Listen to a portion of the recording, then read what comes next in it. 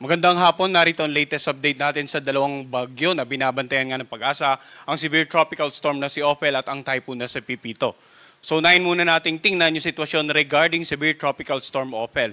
So nakalabas na nga ito ng ating area of responsibility at kaninang alas 4 ay nasa laing 205 kilometers west-northwest ng Itbay at Batanes. Taglay lakas ng hangin na umabot hanggang 100 kilometers per hour malapit sa gitna nito at ang pagbugso aabot hanggang 125 kilometers per hour. Ito ay nasa ang kikilos sa direksyong north-northwest sa bilis naman na 15 kilometers per hour. Subalit, bagamat nakalabas na ito ng ating air responsibility, dahil yung malawak na radius nito ay inaasahan pa rin natin, may nakataas pa rin po tayong wind signal number 1 dito sa may bandang dulong Hilagang Luzon. So makikita natin sa forecast track natin ng bagyong si Ophel, posible nga, by tomorrow early morning, ay muli itong pumasok dito sa halos northwestern boundary ng ating air responsibility. Tawarin itong Taiwan hanggang sa humina tuluyan bilang isang low pressure na lamang by Monday. So kahit nakalabas na po ng PAR itong bagyong si Ophel, ito yung dahilan kung bakit may warning signal pa rin tayo sa may bandang Batanes, wind signal number 1, dahil nga yung radius niya malapit pa rin halos dun sa sentro ng bagyong si Ophel. So ito nga naka-highlight no, sa severe tropical storm na si Ophel, ngayon ang pinag-uusapan natin, tropical cyclone wind signal number 1 nakataas sa lugar ng Batanes. Anong inaasahan ng mga kababayan natin sa Batanes? Mga paminsan-minsang pagbugso ng hangin. Himayin din natin in terms of rainfall, posibleng may mga paminsan-minsang pag-ulan. No? So as much as possible, makinig pa rin sa update ng Pag-asa, patuloy sa bagyong si Ophel or patungkol sa bagyong si Ophel at patuloy pa rin makipag-ugnayan sa kanilang local government at saka local disaster risk reduction managers para sa patuloy na disaster risk preparation and mitigation measures. Samantala, in terms of pag-ulan, itong bagyong si Ophel ay magdudulot pa rin, inaasang magdudulot ng moderate to heavy rains dito nga sa may bandang Batanes area na posible pa rin maging sani ng mga localized flooding, lalong-lalo sa mga lugar na may kababaan or low-lying areas at sa mga lugar na malapit po sa mga ilog, baka posibleng tumaas yung level ng tubig. Kaya maging alerto pa rin yung mga kababayan natin dito sa may bandang Batanes area kahit wind signal number 1 na lamang yung nakataas sa inyong lugar. Samantala, yung bagyong or typhoon Pepito naman, nasa loob nga na ating air responsibility, kanina alas 4 ay nasa laing 465 kilometers silangan ng Giwan Eastern Samar. Taglay naman ni Pepito, ang lakas ng hangin umabot hanggang 150 kilometers per hour malapit sa gitna nito at yung pagbugso aabot hanggang 185 kilometers per hour. Ito naman ay kumikilos sa direksyong west-northwest sa bilis na 30 kilometers per hour. So, makikita natin, offshore pa rin yung tinatayang sentro ng bagyong si Pepito. Subalit yung makakapal na kaulapan nito, dahan-dahan na ngang nakakarating dito sa ilang bahagi ng Eastern Visayas at maging dito sa ilang bahagi ng northeastern part ng Mindanao. So, ano nga ba inaasahan natin dahil sa patuloy na paglapit ng bagyong Pepito sa landmass ng ating bansa? Unahin po muna natin yung inaasahang pagkilos nito throughout the forecast period in the next 3 to 5 days. So ito yung tinatayang lokasyon ni Pepito kaninang alas 2 ng hapon. At bukas ng alas 2 ng hapon, tinatayang sentro nito ay halos malapit na dito sa northeastern part ng Eastern Visayas. Posibleng mag-landfall dito sa may bandang Catanduanes ng area sa darating naman na linggo ng madaling araw. At sa linggo ng hapon, posible namang either mag-landfall sa may bandang Pulilo Island or dito sa mainland ng lalawigan ng Quezon. And then sa pagitan ng linggo ng hapon, hanggang Lunes ng madaling araw ay tatawirin nga nito itong ilang bahagi ng Central Luzon at Northern Luzon area. Hanggang sa tuloy nito makalagpas ng ating landmass sa darating na Lunes ng madaling araw at tuloy ang makalabas ng ating area of responsibility sa darating naman na Lunes ng hapon. Ngayon, ano nga ba yung pinakikita ng ating forecast track? Ang bagyo hindi lamang isang tuldok, hindi lamang itong sentro na ito. May tinatawag itong radius. So, kahit ang bagyo natin ay tinatayang sentro ay nasa bandang northeast ng Eastern Visayas bukas ng hapon, mararamdaman na epekto nito sa nakararaming bahagi ng Southern Luzon at ng Visayas. Iyan din ang dahilan kung bakit kahit malayo pa yung bagyo, bukod sa palugit natin, yung lead time bago maramdaman yung epekto, yung inaasahan natin pagkilos ay dahan-dahang mas magiging may potential na maging mas mataas ang mga warning signal sa ilang bahagi ng ating bansa, yung direktang tatawirin o direktang maapektuhan ng bagyong si Pepito. So ngayon, himay naman natin ano yung mga wind signal na nakataas sa ilang bahagi ng ating bansa. Wind signal number 2, dito nga sa eastern portion ng northern Samar at northeastern portion ng Samar. Naka-highlight ng blue. Pag wind signal number 2, ang ating pong palugit or lead time na tinatawag ay nasa 24 hours. So simula ngayong kanina alas 2 ng hapon, hanggang alas 2 bukas ng hapon, yun yung palugit natin. Bago natin posibleng maramdaman yung potential na lakas. Umaabot ng hanggang gale force wind ang pwedeng maranasan dito sa mga naka-highlight ng yellow. Samantala, warning signal number or wind signal number 1 naman ang nakataas sa lahat ng areas na naka-highlight ng light blue. Dito nga sa lalawigan ng Aurora, Quezon kasama ang Polillo Island, Marinduque, Camarines Provinces, Norte at Sur, Catanduanes, Albay, Sorsogon, ganun din sa may bandang Masbate. Sa Visayas areas naman, wind signal number 1 sa natitirang bahagi ng Northern Samar, natitirang bahagi ng Samar, natitirang bahagi ng Eastern Samar at sa Biliran. Yung mga kababayan natin, ulitin natin, baka nagtataka. Wind signal number 1 sa kanila pero generally fair weather condition pa po. Kanina ipinakita natin sa ating latest satellite imagery na yung makapal na ulap, sabi ko nga, dahan-dahan ng lumalapit dito sa Eastern Visayas at maging northeastern part ng Mindanao. Bukas, kapag lumapit na ang tinatayang sentro sa forecast track natin, nasa northeastern coast ng Eastern Visayas, then likely yung kaulapan nito, marami nang masasakupan. Dahan-dahan kikilos ang kaulapan nito mula sa initially maapektuhan ng Eastern Visayas patungo dito sa Southern Luzon area. At sa forecast track natin, habang kumikilos ito patungo ng Catanduanes, habang kumikilos palapit ng Quezon area, dahan-dahan ding lalawak yung mga makakaranas ng pag-ulan.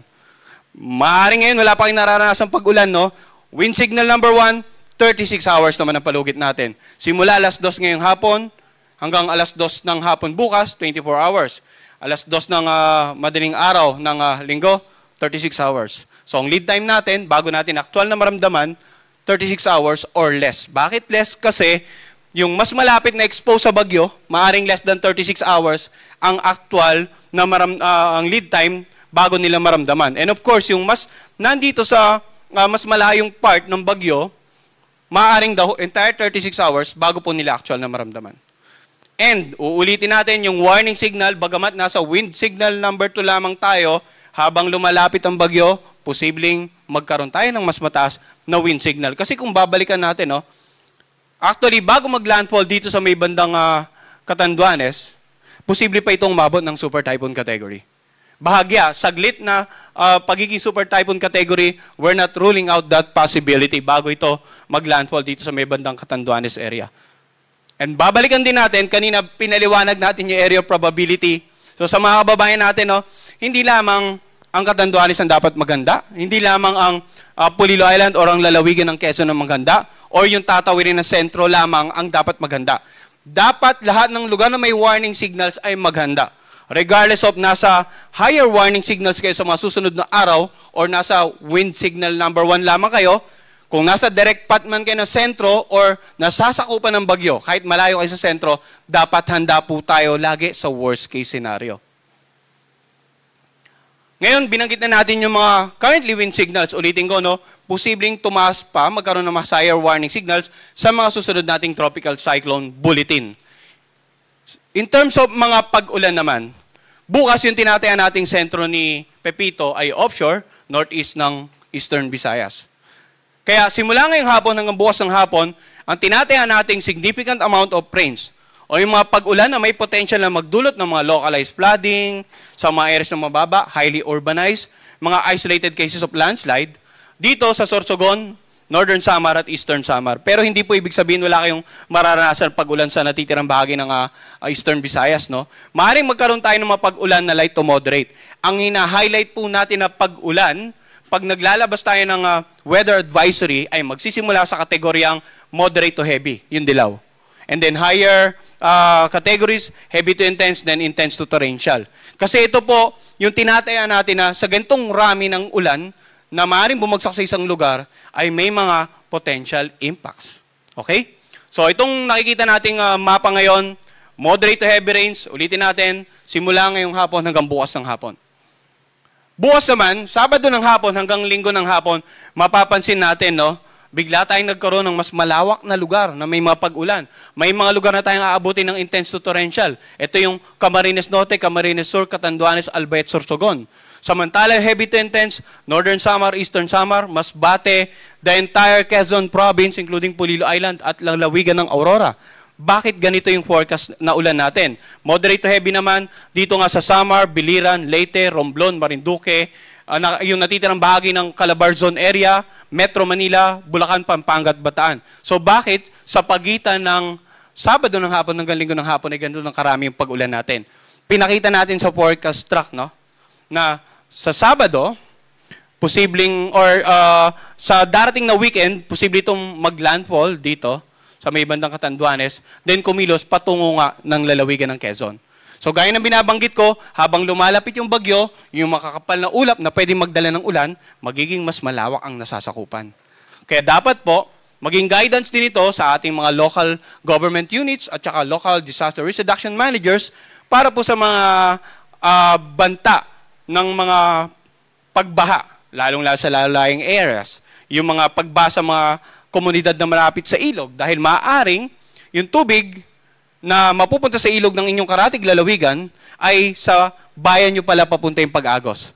So baka nakaka-experience na, nakakaranas na ng matinding pag-ulan yung, for example, yung northeng bahagi ng inyong lalawigan, and then nasa may bandang gitna kayo, central part, then yung pag-apaw or pag-agos ng kanilang ilog patungo sa inyong lugar ay pwedeng maging saninang biglang pamamaga ng level ng tubig, biglang pagtaas. And then, yun nga, yung mga pagbaha sa mga komunidad na malapit sa ilog.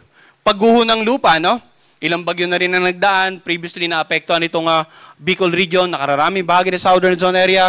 So, konting pagulan, posibleng magdulot ng mga paglambot ng lupa, maaaring saturated na, at magdulot ng cases ng landslide. So, area na naka-highlight ng red, inaasahan natin, posibleng magkaroon ng napakaraming insidente ng mga pagbaha at pagguho ng lupa.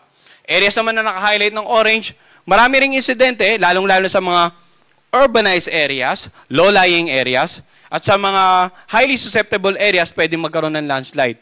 Sa areas na naka-highlight ng yellow, pwedeng magkaroon tayo ng mga localized flooding and localized incidents of landslide sa highly susceptible areas. Yung actual na epekto, maaari pang magbago, no? Kaya dapat continuous monitoring po tayo sa magiging pag-ulan sa inyong lugar sa mga susunod na araw at huwag po kayong makakalimot na patuloy nga makipag-ugnayan sa inyong mga local government officials at saka disaster risk reduction managing officers para sa patuloy na paghahanda sa paparating na bagyo. At sa kasagsagan ng bagyo, no, habang tumatawid, yung inaasahan natin ngayong weekend. Dito Southern Luzon area, Central, all the way to some parts of the Northern Luzon, ilang araw na po tayo nagbibigay ng babala, no? Hopefully ngayon darating na weekend ay nakapag-stockpile na po tayo ng goods. Supplies may be enough for 2 to 3 days. At nasa maayos na lugar na, secured na yung ating mga properties, mga source of livelihood sa mga coastal areas. Dapat naka-evacuate na into higher grounds yung mga kababayan natin, naka-secured na kanila yung mga motor bangkas, mga sakyang pandagat, maliit na sakyang pandagat para just in case umampas yung daluyong o yung storm surges sa inyong coastal communities, at least naka-secured yun yung mga sasakyang pandagat. Hindi tatangin sa higher or sa further offshore, sa mas malayong pati ng coastal areas, or may iwasan natin yung magbangga nito and then masira. Samantala, sa darating naman na linggo ng hapon, hanggang Lunes ng hapon, makikita natin yung mga pag-ulan, malaki pa rin ang tsansa na mayroon pa rin tayong intense to torrential rain sa lalawigan ng Quezon, moderate to heavy rain sa nakararaming bahagi ng Central Zone and some parts of the Northern Luzon area, no? Kasama nga dyan ng Metro Manila. So balikan natin, baka yung concern po nila sa Metro Manila. Bukas, ngayon hanggang bukas ng hapon, basically wala pa tayong significant amount of rain sa Metro Manila. Simula po bukas ng hapon hanggang linggo ng hapon, meron tayong naasahan na moderate to heavy. Linggo ng hapon hanggang Lunes ng hapon, meron pa rin tayong pag-ulan na isaan sa Metro Manila. At ito nga, sa nakararaming bahagi ng Central Luzon, ilang bahagi ng Southern Luzon area, at ng Northern Luzon. So dapat antabayanan din natin, hindi lang yung tropical cyclone advisory, hindi lamang yung weather advisory patungkol sa pag-ulan na dala ng bagyo, kundi maging yung mga localized rainfall warning or advisories na ipapalabas naman ng ating mga Pag-asa Regional Services Division. So nabanggit na natin yung lakas ng hangin, possible effects ng hangin, mga inaasahang pag-ulan over the next 2 to 3 days. Tingnan naman natin yung daluyong or yung storm surges, no? Yung matataas na pag-alon na pwedeng humampas sa mga dalampasigan sa mga coastal areas in particular, no? Makikita natin habang lumalapit yung bagyo, may mga matataas tayong pag-alon na inaasahan, mga paghampas ng pag-alon sa mga coastal areas ng Albay, Camarines Sur, Catanduanes, ilang bahagi ng Quezon, Sorsogon, Northern Samar at Eastern Samar. Yung taas ng mga paghampas ng alon, posibleng umabot ng 3 metro. Samantala, sa ilang bahagi naman, like for example, Aurora, Batangas, Biliran, ilang bahagi ng Camarines Sur, Marinduque, ilang bahagi ng Quezon, itong kanlurang bahagi ng Masbate, at itong sa may bandang Samar area, 1 to 2 meters naman. At gaya po ng forecast natin sa pag-ulan, sa wind signal, ang mga lugar na pwedeng makaranas ng respective storm surges sa mga susunod na araw ay pwede ring mabago. I-update din po natin yung ating storm surge warning. Ito po yung nilalaman ng ating storm surge warning na ipinalabas ngayong 2:00 ng hapon. Pag-usapan naman natin yung sea condition. So, both sa storm surge warning, may gale warning po tayo, no? Itong eastern coast ng Northern Samar, eastern coast of Samar, ay inasa nating magiging maalon hanggang sa napakaalon. Generally, iwasan ng pumalawat ang anumang uring sakyang pandagat dito nga sa mga karagatan sa paligid ng Eastern Visayas and the Bicol region simula ngayong araw. At sa mga susunod na araw, posibleng mas lumawak pa yung mga lugar na may gale warning. Gaya ng mga nabanggit natin kanina, posibleng lumawak din yung mga lugar na may wind signal. So, sa darating na weekend, likely talagang hindi na favorable. Ngayong darating na weekend, hindi na favorable ang anumang uri ng maritime activities sa nakararaming bahagi ng karagatan, sa Northern Luzon, Central Luzon, Southern Luzon at ilang bahagi ng Visayas area.